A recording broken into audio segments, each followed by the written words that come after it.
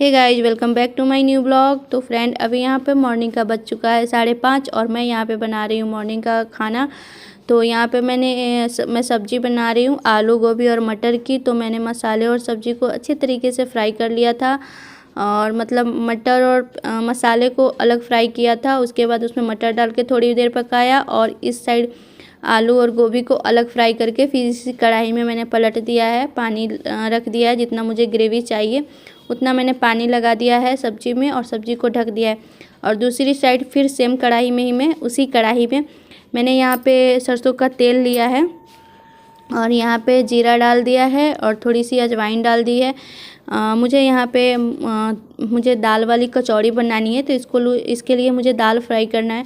तो रात को ही मैंने दाल मतलब मिक्सी के जार में पीस लिया था और ये मूंग का दाल है, मूंग और मसूर दोनों का दाल मैंने मिक्स करके पीसा हुआ है।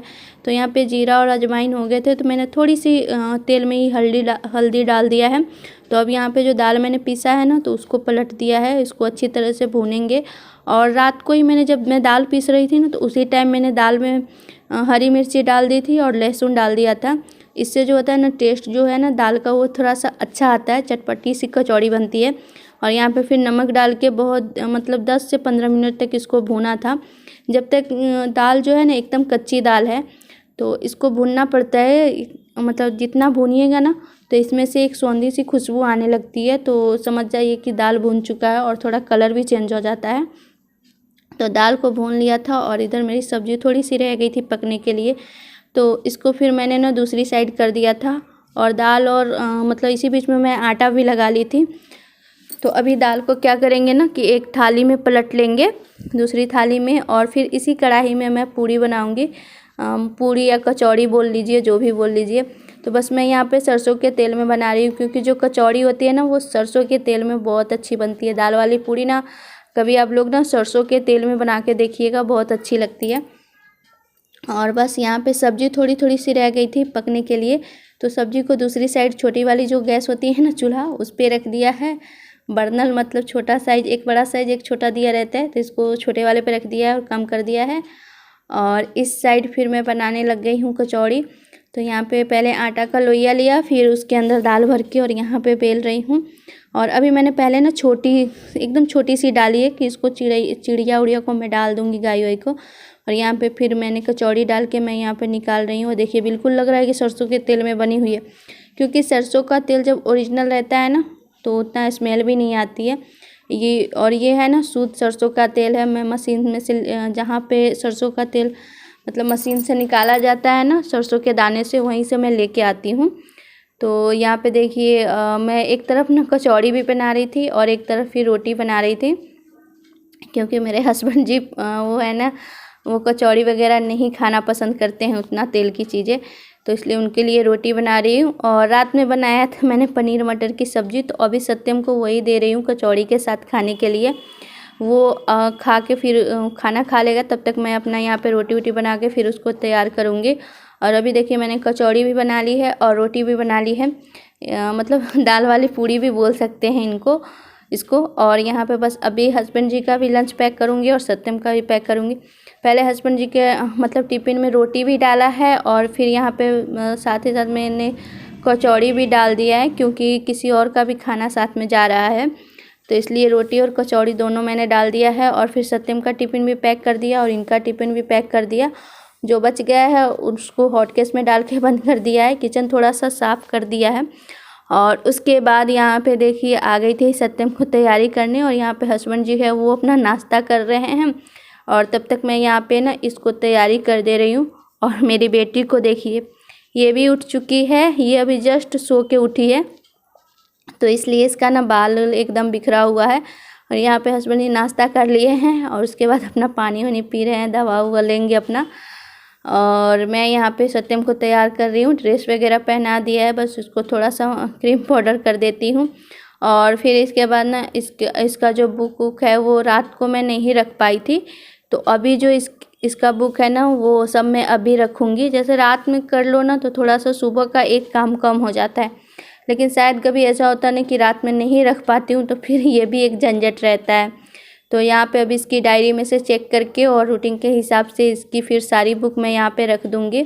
और हस्बैंड जी आज थोड़ा लेट से जा रहे हैं, तो इसलिए सत्यम को यही स्कूल छोड़ देंगे, नहीं तो फिर मुझे लेके जाना पड़ता है। नहीं तो ये तो 7 साढ़े 7 बजे ऑफ ड्यूटी के लिए निकल जाते हैं और सत्यम का क्लास जो होता है वो 9 बजे से स्टार्ट होता है, तो मैं ही लेके जाती हूँ ज़्यादा करके।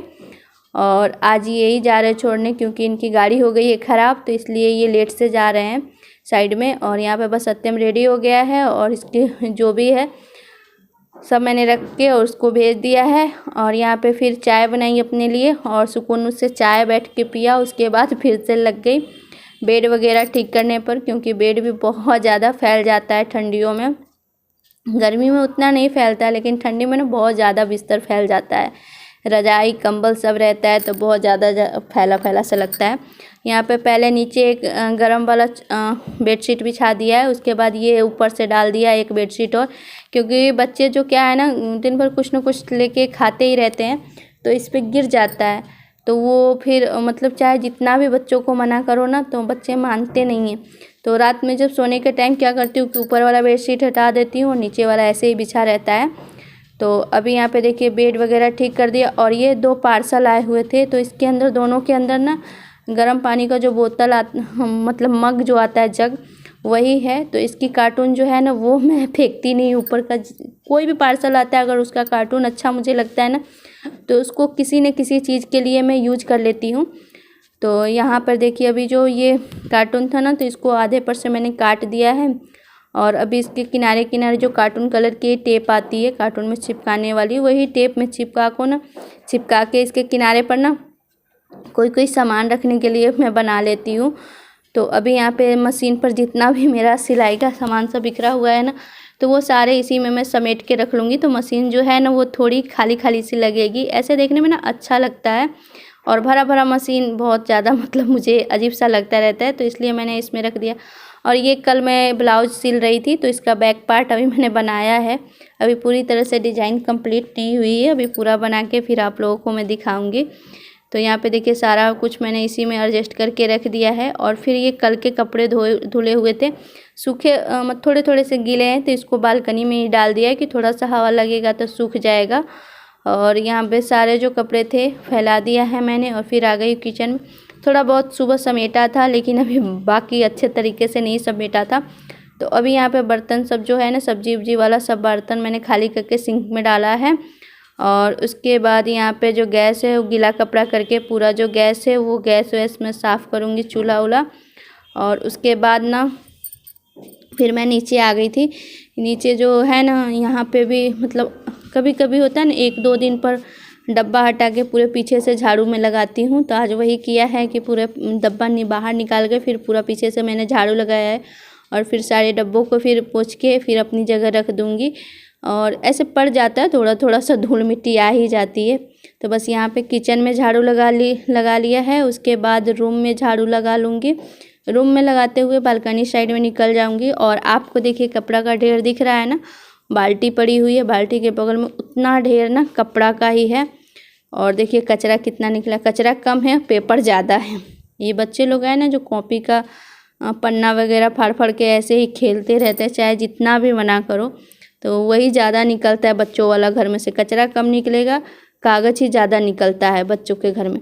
और यहाँ पे बस डलिया में बर्तन जो था वो स्टैंड में लगा दिया है। और अभी जो है वो बर्तन में यहाँ पे सारे बर्तन जो है वो धो के अभी माँज के मैं रखूँगी।